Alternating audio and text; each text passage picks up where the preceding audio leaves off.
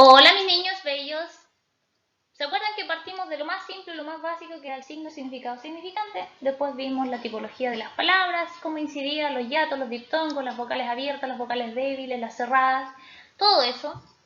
Vimos también nosotros la idea de que hay que fijarnos en lo denotativo y lo connotativo, pero también vamos a entrar en un terreno que nos invade constantemente, que son los textos no literarios. Estamos acostumbrados a consumirlos de forma constante. Un ejemplo de ello son los memes, son los diarios, son las revistas, son los titulares de las noticias, pero nosotros vamos a tipificar para irlos conociendo.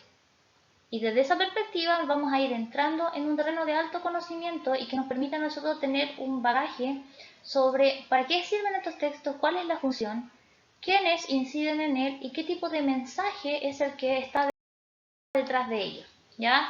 Aquí es importante que ustedes puedan ejercitar esto en su día a día y se hagan conscientes de la relevancia que esto tiene para poder comprender la funcionalidad que estos implican dentro del todo que es el diario vivir.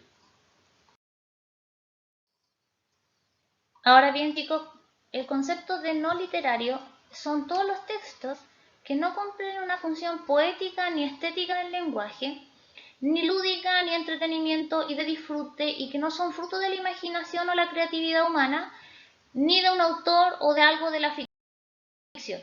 ¿Ya? Son todas cosas que representan algo que está en nuestro entorno y que nos permite transmitir información. ¿Ya? Por ejemplo, si usted coloca en su Facebook o en su Instagram, se comunica sensible fallecimiento de mi perrito Lolo en circunstancias de un atropello en la vía pública. ¿Se fijan? Estoy hablando sobre entregar una información. O se venden completos en la población La Paloma a 1.000 pesos en ayuda de un vecino que fue víctima de un incendio. ¿Ya? Estamos informando una situación representando algo extraído de la realidad. ¿Ya? Por eso es importante reconocer los textos no literarios, porque estamos rodeados de ellos y en ellos no se padece de imaginación, no se padece de ficción, sino que somos conscientes respecto a. Ahora bien, tenemos que pensar, mis niños, que uno de los primeros textos que vamos a encontrar y que hoy en día han salido muchísimo en las noticias, en las redes sociales, son los textos normativos. Hoy día hablamos de muchos derechos, hablamos de muchos deberes, pero ellos están basados en lo que se conoce como textos no literarios normativos, pues estos regulan nuestro actuar en la sociedad. Ya uno no anda por la vida, por ejemplo, me gusta esa casa, me la dejo para mí. No, porque existen los títulos de dominio, los títulos de ascendencia de propiedad y todas esas cosas nos permiten a nosotros regularnos y comportarnos. Es lo mismo que ahora en casi todos los negocios vamos a encontrar letreros con el aforo, ¿cierto? Muchos de ustedes no conocían ese concepto. Uno dice aforo. Aforo quiere decir sin, foro, cantidad. Entonces, sin cantidad extrema de personas o visitantes en un lugar. Y estamos dando un contexto. Entonces, por ejemplo, usted va al almacén de la esquina y dice aforo máximo 2 personas. Uso obligatorio de mascarilla. Si usted, por ejemplo, entra a un negocio y entra sin mascarilla y llegasen los carabineros, le dicen usted está incumpliendo la normativa del Ministerio de Salud que dice que el uso obligatorio es de la mascarilla. ¿Se dan cuenta? Ahí estamos dentro de lo que se conoce como los textos normativos. Pues bien, si tenemos aquellos que nos norman, nos regulan nuestro actuar dentro de la sociedad, también tenemos los textos que son de carácter informativo, ¿ya? Porque es importante que las personas sepan qué es lo que está ocurriendo, se manejen respecto a ciertas situaciones que se están suscitando. Por ejemplo, cuando el año pasado, a principios del mes de enero, se informó de que en China estaba este nuevo coronavirus C19, nosotros lo veíamos como algo sumamente lejano, pero nos estábamos informando sobre una realidad que estaba ocurriendo al otro extremo del planeta. Pero hoy en día, que estamos en pleno febrero, nos damos cuenta que ese acontecimiento tan lejano, tan particular, se basaba en un hecho que hoy en día es parte de nuestra realidad. Por ende, los textos informativos nos entregan una incidencia respecto a una realidad en un momento determinado, pero que puede significar un cambio para nuestro contexto común y corriente. ¿Ya? Entonces, tenemos los textos que nos regulan, tenemos los textos que nos informan dentro de lo no literario. Veamos este ejemplo. Dentro de los textos literarios tipo normativo, vamos a ver que hay información, indicaciones y órdenes que hay que seguir, hay objetivos de vocabulario específico y verbos que se encuentran en categoría impersonal. ¿Ya? Por ejemplo, yo coloqué a este como instrucciones de cómo bañar a su bebé. Usted puede bañar a su bebé cada 2 o 3 días. Use un jabón y champú suaves para bebés.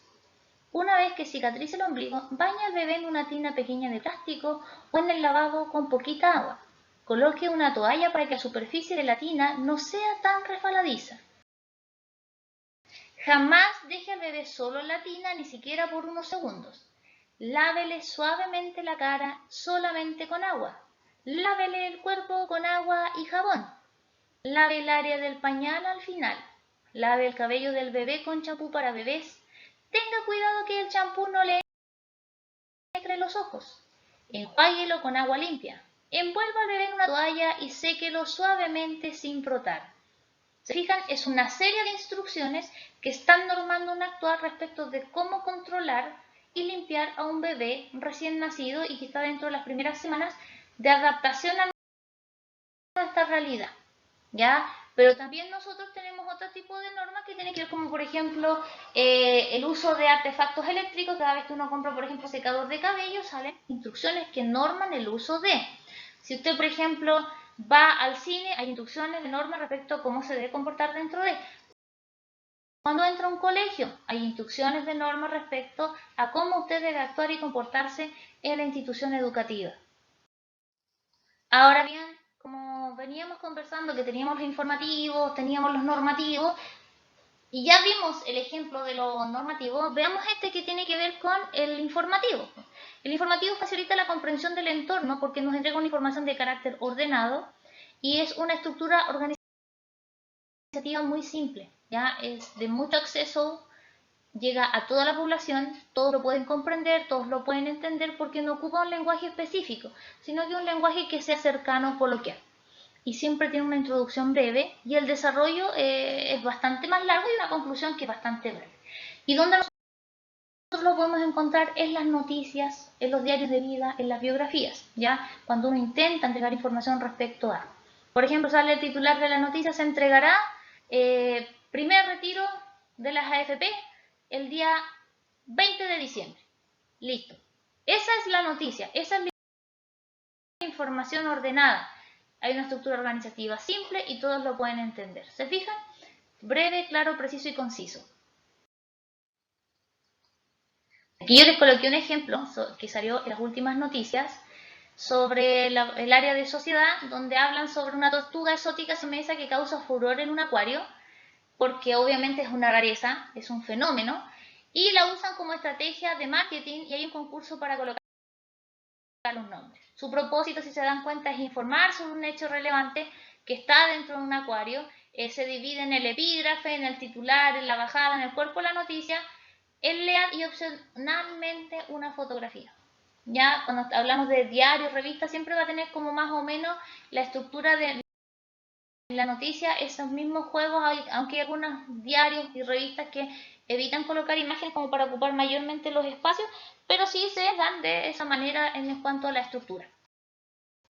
Otro texto no literario que también nos permite adentrarnos dentro de los textos que informan, tenemos la carta formal. La carta formal, chicos, no es esa como hola, mi nombre es Pablo y quiero pedir trabajo. No, no es eso. Es un texto dirigido a alguien para solicitar algo, comunicar algo con un lenguaje cuidadoso y muy respetuoso. Hoy en día incluso los emails se consideran cartas formales en algunas circunstancias. En específico, ahora que estamos en periodo de pandemia, mandar un email muy bien redactado nos permite a nosotros hablar sobre textos informativos, pero que tienen un lenguaje que es comprensible, que no rompe la variable de la simetría y ni de la asimetría, pero que nos entrega la capacidad de poder solicitar o comunicar algo. Por ejemplo, si usted escribe una carta formal porque trabaja en una empresa X y usted quiere solicitar insumos, ¿cierto? ¿A quién le dirige la carta? Al gerente encargado de los insumos. Entonces, señor XXX, gerente general de recursos, me remito a usted para solicitar los siguientes elementos que son prioritarios para acceder al funcionamiento de mi área de trabajo, los cuales son los siguientes. Y ahí enumera las cosas que necesita y la cantidad. Desde ya, agradeciendo su gestión y capacidad, se despide cordialmente Perico Pelos Palote, ejecutor de la tarea. ¿Se fijan? Es una carta formal. En cambio, las cartas informales son textos escritos a un familiar o una persona cercana y con un lenguaje cotidiano.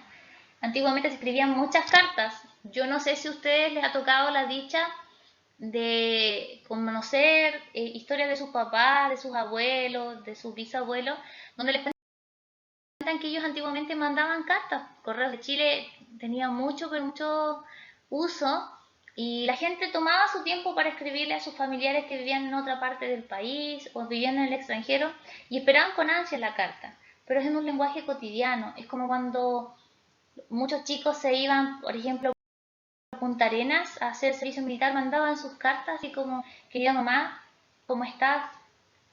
Yo he estado aquí bien, ha hecho frío, hay harto viento, pero es agradable, la gente es buena.